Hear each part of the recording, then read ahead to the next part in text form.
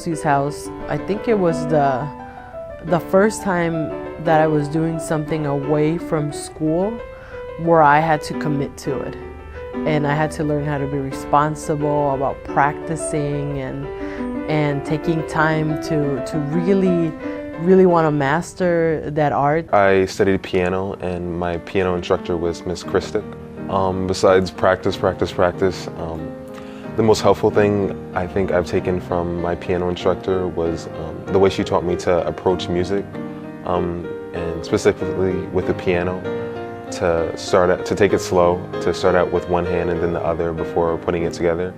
And it's taught me to start in any situation when learning or problem solving to start slow and break it down before moving forward. I played the alto saxophone and studied with Marvin Scott.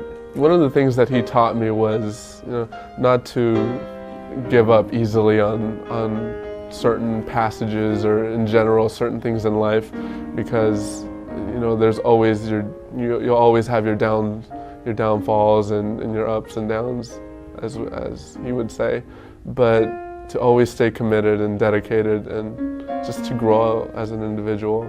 I studied the flute with Professor Judy Conrad.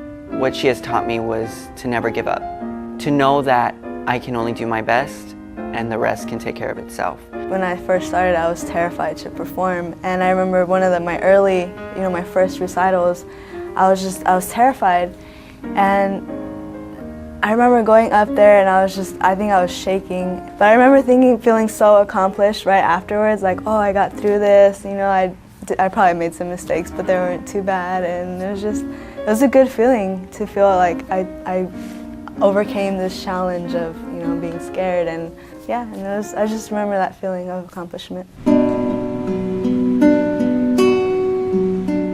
I've taken private lessons here for 8 years, and I never had to pay for it. And that is so fortunate for kids who can't afford it, who live in the inner city and, whose parents want them to, do something with their lives. It brings back to the community in a good way.